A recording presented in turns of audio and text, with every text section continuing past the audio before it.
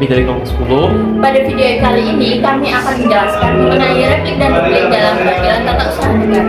Nah, sebelum kita masuk pembahasannya, kita akan melakukan garis kita dulu nih. Nah, sebelumnya nama aku Syirah Nabila Arista dengan NIM 8. Saya biasa tidak Oktara dengan NIM 879. Saya waktu dengan di belakang 89. Oke, mari kita simak videonya.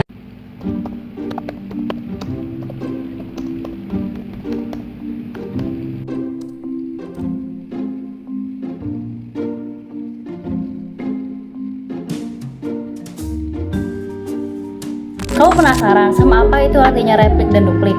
Nah, simak videonya, aku jelasin. Kalian pernah nggak sih dengar istilah replik dan duplik dalam sidang PT UN? Nah, dua istilah ini biasanya muncul di tahap-tahap akhir persidangan PT UN. Tapi kalian pasti penasaran, sebenarnya apa sih replik dan apa sih itu duplik? Dan kenapa penting banget dalam sidang PT UN? Nah, biar aku jelasin ya. Secara sederhana, replik adalah tanggapan dari penggugat terhadap jawaban yang diberikan oleh tergugat. Nah, replik itu bisa diajukan dalam bentuk tertulis ataupun lisan. Jadi, kalau tergugat sebelumnya sudah memberikan pembelaan atas gugatan, maka replik ini adalah kesempatan penggugat untuk membantah, menegaskan, atau memperkuat argumentasinya. Misalnya,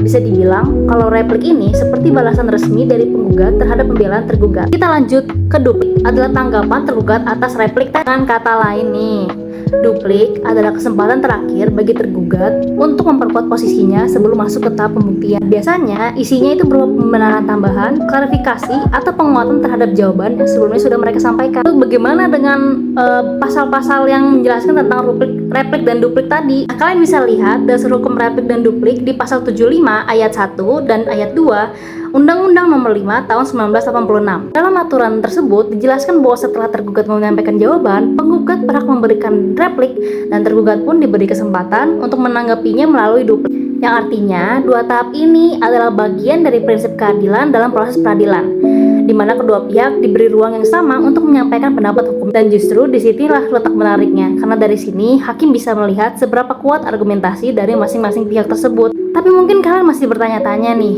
sebenarnya apa sih fungsi dan tujuan dari replik dan duplik ini? Apakah cuma formalitas agar sidang ini terasa lengkap, atau memang punya peran strategis nih dalam menentukan hasil perkara? Nah, di bagian selanjutnya kita akan bahas lebih dalam lagi soal fungsi dan tujuan replik dan duplik dalam hukum PT UN. Jadi jangan kemana-mana, disimak ya bagian selanjutnya. Selanjutnya, saya akan membahas mengenai perbedaan replik dan duplik dalam peradilan tata usaha negara. Apa saja sih yang membedakan replik dan duplik itu? Yang pertama, dari aspek pihak yang mengajukan. Replik itu diajukan oleh penggugat atau kuasa hukumnya, sedangkan duplik diajukan oleh tergugat atau kuasa hukumnya. Kemudian dari aspek waktu pengajuannya, replik ini diajukan setelah tergugat menyampaikan jawaban. Jadi urutannya itu adalah gugatan, jawaban, kemudian replik. Sedangkan duplik diajukan setelah penggugat menyampaikan replik. Jadi urutan lengkapnya itu gugatan, jawaban, replik, kemudian duplik. Kemudian dari aspek objek yang direspon, replik ini menanggapi surat jawaban tergugat yang fokusnya adalah untuk menunjukkan bahwa dalil pembelaan tergugat itu tidak tepat. Sedangkan duplik menanggapi replik dari penggugat yang fokusnya adalah untuk mempertahankan dalil yang sudah disampaikan tergugat dalam jawaban awalnya. Jadi misalnya itu tergugat beralasan bahwa penggugat itu tidak memiliki legal standing, maka dalam replik penggugat akan membantah alasan itu. Lalu dalam duplik tergugat akan kembali menegaskan mengapa bantahan penggugat itu tidak mendasar.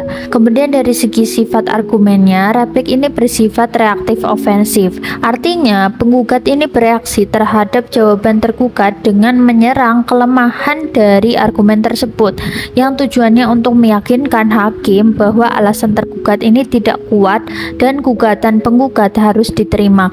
Sedangkan duplik bersifat reaktif defensif, yang artinya tergugat menanggapi replik penggugat untuk mempertahankan argumen yang sudah dia buat sebelumnya, yang tujuannya itu untuk menunjukkan bahwa sanggahan penggugat itu tidak mendasar sehingga gugatan harus ditolak. Analogi mudahnya itu replik itu menyerang sedangkan duplik itu untuk bertahan. Kemudian dari segi aspek fokus utama argumennya, replik ini fokus pada kalimat seperti dalil pembelaan tergugat keliru karena alasan sebagai berikut, dengan tujuan menunjukkan kenapa gugatan harus diterima.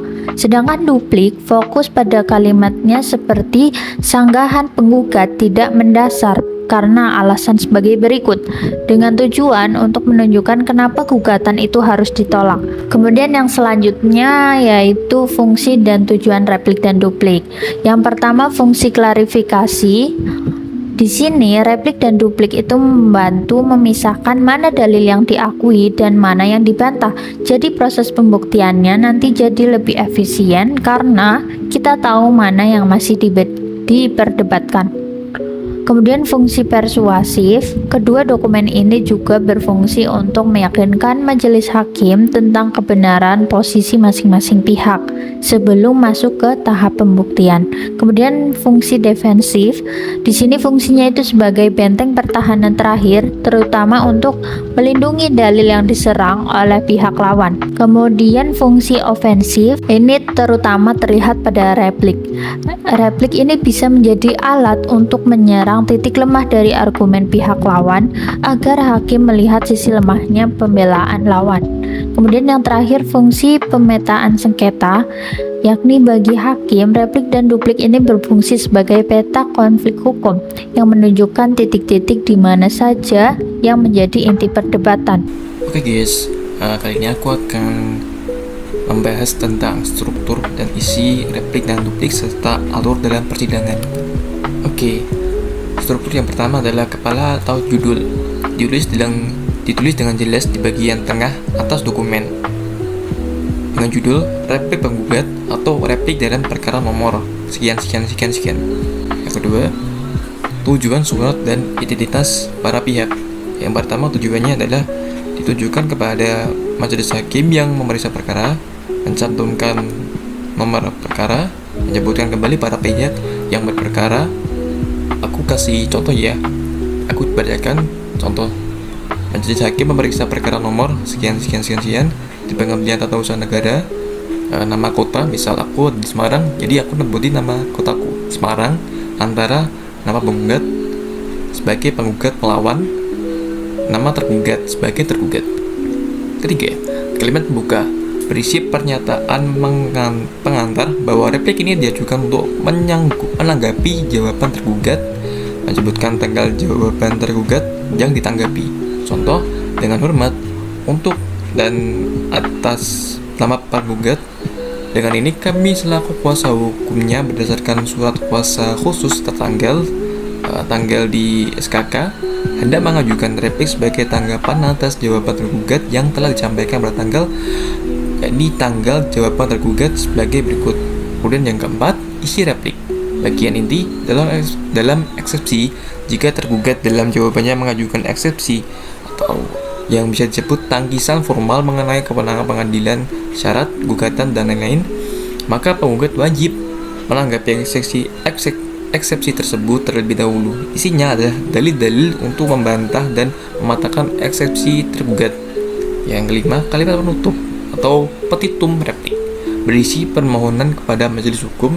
Contoh, berdasarkan oleh tersebut di atas, kami selaku penggugat memohon pada majelis hakim yang terhormat untuk yang pertama menolak seluruh eksepsi tergugat, yang kedua mengabulkan gugatan penggugat untuk seluruhnya, yang keenam adalah tanda tangan. Kemudian aku akan menjelaskan tentang duplik atau jawaban dari tergugat. Strukturnya adalah kepala atau judul yang berisi duplik tergugat atau duplik dalam perkara nomor sekian. Yang ketiga, kalimat pembuka menyatakan bahwa duplik diajukan untuk menanggapi replik penggugat. Kemudian isi dari duplik, bagian intinya ada dua. Yang pertama, dalam eksepsi, tergugat kembali memperkuat dalil-dalil eksepsinya yang sebelumnya telah coba dibantah oleh penggugat dalam replik. Kemudian yang kedua, dalam pokok perkara, tergugat fokus pada dua hal. Yang pertama, mempertahankan dalil jawaban. Ini menegaskan bahwa dalil-dalil dalam jawabannya sudah benar. Yang kedua, membantah dalil replik penggugat, mengunggah argumen-argumen baru atau penguatan dalil yang disampaikan penggugat dalam repliknya. Yang kelima adalah kalimat penutup atau petitum duplik, berisi permohonan akhir pada majelis hakim. Kemudian alur replik dan duplik dalam persidangan. Pertama, pembacaan gugatan.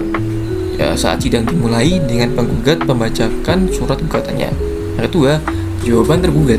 Pada sidang berikutnya, majelis hakim memberikan kesempatan kepada tergugat untuk menyampaikan jawaban. Bisa berisi eksepsi dan tanggapan pokok perkara. Yang ketiga, replik penggugat. Setelah tergugat menyampaikan jawaban, majelis hakim akan memberikan kesempatan kepada penggugat untuk menanggapi jawaban tersebut melalui replik. Replik bisa disampaikan secara lisan, langsung dibacakan, atau tertulis. Yang keempat, duplik tergugat. Setelah penggugat menyampaikan replik, majelis hakim memberikan kesempatan kepada tergugat untuk menanggapi replik tersebut melalui duplik.